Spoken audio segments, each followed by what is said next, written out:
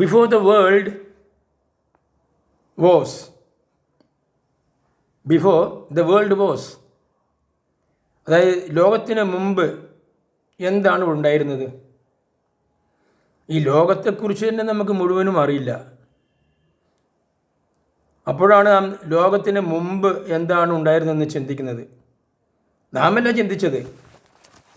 നാം ജനിക്കുന്നതിനും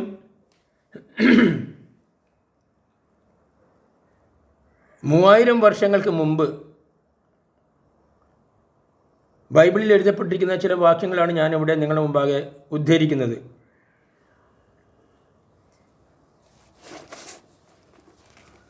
സോളമൻ,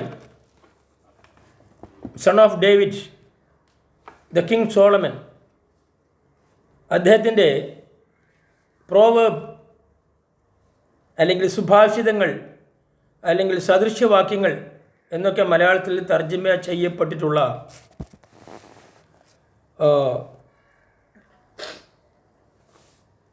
പുസ്തകമാണ് ഞാൻ നിങ്ങളുടെ മുമ്പാകെ ഇപ്പോൾ ചിന്തിക്കാനായിട്ട് വച്ചിരിക്കുന്നത്. അങ്ങനെ സോളമൻ്റെ പ്രോവേർബ്സ് അല്ലെങ്കിൽ സുഭാഷിതങ്ങൾ അഥവാ സദൃശവാക്യങ്ങൾ എന്നുള്ള പുസ്തകത്തിൽ 8-ാം അധ്യായം എടുക്കുക. അതിൽ 22 മുതൽ 36 വരെയുള്ള വാക്യങ്ങൾ നിങ്ങൾ ദയവായി വീട്ടിൽ വായിക്കണം. ശരിക്കും വായിച്ചു നോക്കണം, ശ്രദ്ധിച്ച് വായിച്ചു നോക്കണം. നിങ്ങളുടെ അറിവിലേക്കായി ഞാനിതിവിടെ വായിക്കുകയാണ്. കർത്താവ് തൻ്റെ സൃഷ്ടികർമ്മത്തിൻ്റെ ആരംഭത്തിൽ തൻ്റെ എല്ലാ ആദ്യ സൃഷ്ടികളിലും ആദ്യത്തേതായി എന്നെ സൃഷ്ടിച്ചു. യുഗങ്ങൾക്ക് മുമ്പ്, ഭൂമിയുടെ ആവിർഭാവത്തിന് മുമ്പ് ഒന്നാമതായി ഞാൻ സ്ഥാപിക്കപ്പെട്ടു. സമുദ്രങ്ങൾക്കും ജലസമൃദ്ധമായ അരുവികൾക്കും മുൻപ് തന്നെ എനിക്ക് ജന്മം കിട്ടി. പർവ്വതങ്ങൾക്കും കുന്നുകൾക്കും രൂപം കിട്ടുന്നതിന് മുമ്പ് ഞാനുണ്ടായി. ഭൂമിയോ അതിലെ വയലുകളോ ആദ്യത്തെ പൂഴ്ത്തരിയോ നിർമ്മിക്കുന്നതിന് മുമ്പ് എനിക്ക് ജന്മം നൽകപ്പെട്ടു.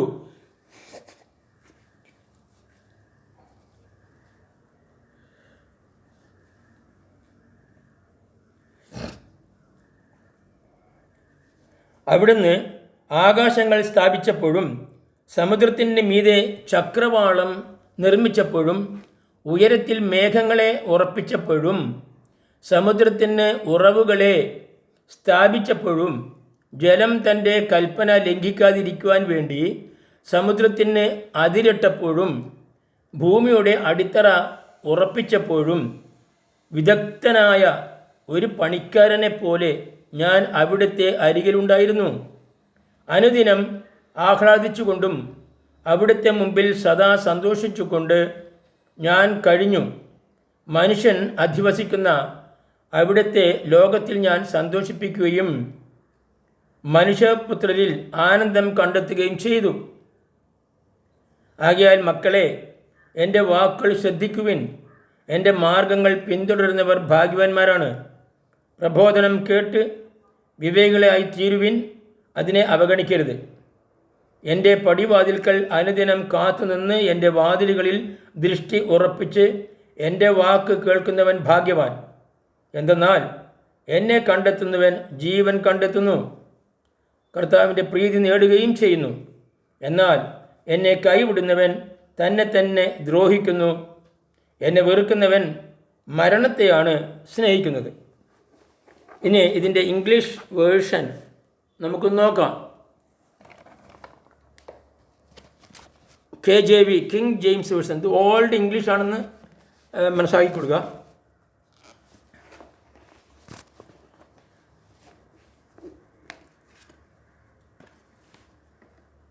The book of Proverbs, chapter 8, verses from 22 to 36. The Lord possessed me in the beginning of his way, before his work of old. The Lord possessed me in the beginning of his way, before his world of his all. I was set up from everlasting, from the beginning, or ever the earth was.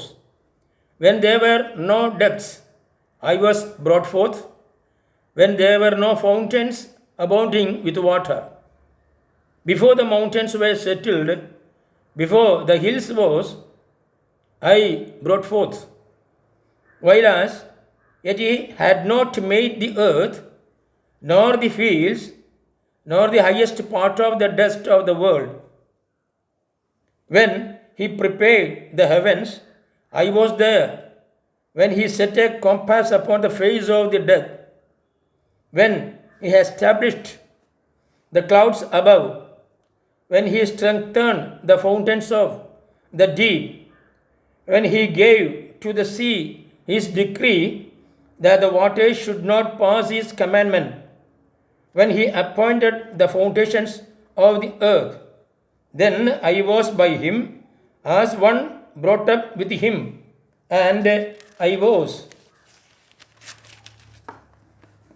daily his delight, rejoicing always before him, rejoicing in the habitable part of his earth, and my delights were with the sons of men. Now therefore hearken unto me, O ye children, for blessed are they that keep my ways. Hear instruction and be wise, and refuse it not.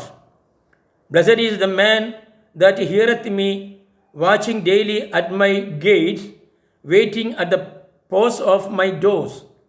For whoso findeth me findeth life, and shall obtain favor of the Lord. But he that sinneth against me wrongeth his own soul. All they that hate me love death. അപ്പോൾ ഇതാണ് ഇന്നത്തെ നമ്മുടെ വിഷയം. അപ്പോൾ എന്താണ് ഇവിടെ Bible പറഞ്ഞിട്ടുള്ളത്? ഈ ലോകം ഉണ്ടാകുന്നതിന് മുമ്പ് തന്നെ ഞാനുണ്ട്.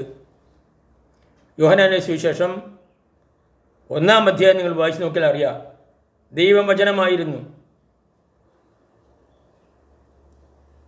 അല്ലേ? ആ വചനത്തിൻ്റെ കൂടെ ആരുണ്ടായിരുന്നു? ഞാനുണ്ടായിരുന്നു. ആദിയിൽ ദൈവമുണ്ടായിരുന്നു, ആ ദൈവത്തോടു കൂടെ വചനമുണ്ടായിരുന്നു, ആ വചനം ദൈവമായിരുന്നു, ആ വചനം ജഡമായി തീർന്നു, അവൻ മനുഷ്യരുടെ ഇടയിൽ പാർത്തു എന്നുള്ള യോഹന്നാൻ എഴുതിയ സുവിശേഷത്തിൻ്റെ 1-ാം അധ്യായത്തിലെ വാക്യങ്ങൾ, അത് 1000 കൊല്ലങ്ങൾക്ക് മുൻപ് തന്നെ, യേശു ജനിക്കുന്നതിനും 1000 കൊല്ലങ്ങൾക്ക് മുമ്പ്, ഏകദേശം 780-800 കൊല്ലങ്ങൾക്ക് മുമ്പ് ദാവീദിൻ്റെ പുത്രനായ സോളമൻ രാജാവ് അദ്ദേഹത്തിന് പരിശുദ്ധാത്മാവ് മുഖാന്തരം ലഭിച്ചിട്ടുള്ള വചനങ്ങളാണ് നാം ഈ കേട്ടത്. അപ്പോൾ ഈ വചനങ്ങളിൽ എന്താണ് പറയുന്നത്? അവൻ മുൻപേ ഉണ്ടായിരുന്നു, ലോകത്തിന് മുമ്പേ അവനുണ്ട്. അതാണ് ഇവിടെ പറയുന്നത്. ഈ ലോകം ഉണ്ടാകുന്നതിന് മുമ്പേ അവനുണ്ടായിരുന്നു. കർത്താവ് തൻ്റെ സൃഷ്ടികർമ്മത്തിൻ്റെ ആരംഭത്തിൽ in the beginning of the creation of the world എന്നാണ് അതിനർത്ഥം. തൻ്റെ എല്ലാ ആദ്യ സൃഷ്ടികളിലും ആദ്യത്തേതായി എന്നെ സൃഷ്ടിച്ചു. യുഗങ്ങൾക്ക് മുമ്പ്, ഭൂമിയുടെ ആവിർഭാവത്തിന് മുമ്പ് ഒന്നാമതായി ഞാൻ സ്ഥാപിക്കപ്പെട്ടു. സമുദ്രങ്ങൾക്കും ജലസമൃദ്ധമായ അരുവികൾക്കും മുൻപ് തന്നെ എനിക്ക് ജന്മം കിട്ടി. പർവ്വതങ്ങൾക്കും കുന്നുകൾക്കും രൂപം കിട്ടുന്നതിന് മുമ്പ് ഞാനുണ്ടായി. ഭൂമിയോ അതിലെ വയലുകളോ ആദ്യത്തെ പൂഴിത്തരിയോ നിർമ്മിക്കുന്നതിന് മുമ്പ് എനിക്ക് ജന്മം നൽകപ്പെട്ടു.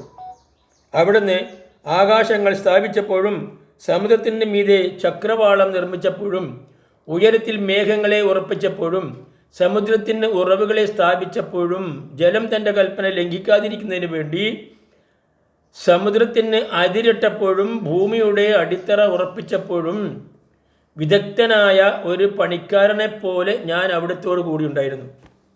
അതാണ് ഉൽപ്പത്തി പുസ്തകം 1-ാം അധ്യായം വായിക്കുകയാണെങ്കിൽ അതിലെ സൃഷ്ടികർമ്മങ്ങൾ വായിക്കുമ്പോൾ നാം എന്നാണ് അവിടെ കാണുന്നത്.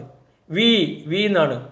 അല്ലാതെ ദൈവത്തെ ഒരു ബഹുമാന പുരസ്സരം പിന്നെ നാം എന്ന് പറയുന്ന പോലെയല്ല.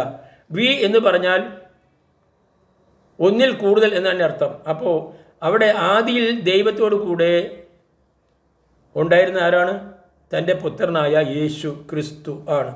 ഇത് ബൈബിളിൽ ഉൽപ്പത്തി പുസ്തകം 1-ാം അധ്യായം മുതൽ തൊട്ടേ ഇത് പഠിപ്പിച്ചു വരുന്നു. നമ്മളെ 1-ാം അധ്യായം മുതൽ തന്നെ നാം ഇത് പഠിച്ചുകൊണ്ടിരിക്കുകയാണ്. അങ്ങനെ അവസാനം വരെ ഈ ബൈബിളിലെ അവസാനത്തെ വെളിപ്പാട് പുസ്തകം റെവലേഷൻ വരെ നിങ്ങൾ വായിച്ചു നോക്കിയാൽ ഈ പിതാവും പുത്രനും തമ്മിലുള്ള ബന്ധം, അതുപോലെ തന്നെ ക്രിയേഷൻ എല്ലാം നമുക്ക് വ്യക്തമായി മനസ്സിലാക്കാൻ കഴിയും. ആ ഒരു ക്രിസ്തുവിനെയാണ് നമുക്കിവിടെ ഇന്ന് നൽകപ്പെട്ടിരിക്കുന്നത്. ഈ വചനങ്ങൾ ഞാൻ വായിച്ചു കേൾക്കുമ്പോൾ നിങ്ങളിൽ പലർക്കും ഒരുപക്ഷെ സംശയങ്ങൾ ജനിക്കാം. കാരണം നമ്മളിന്ന് വളരെ വലിയ ഒരു ശാസ്ത്ര ലോകത്താണ് ജീവിക്കുന്നത്. ഇത് മിത്താണെന്ന് തോന്നാം, ബ്ലണ്ടറാണെന്ന് തോന്നാം. മറ്റു ചിലർക്കിത് സോളമൻ്റെ ഒരു ഭാവനയാണെന്ന് തോന്നാം. എങ്ങനെ വേണമെങ്കിലും നിങ്ങൾ കരുതിക്കൊള്ളൂ, അതൊന്നും നമുക്കൊരു പ്രശ്നമല്ല. പക്ഷേ എന്നെ സംബന്ധിച്ചിടത്തോളം I believe in Bible. He is each and every verse of this Bible. That is what I come before you with these verses. So I request you to please believe in Him. Okay, thank you everybody, all of you. Thank you very much.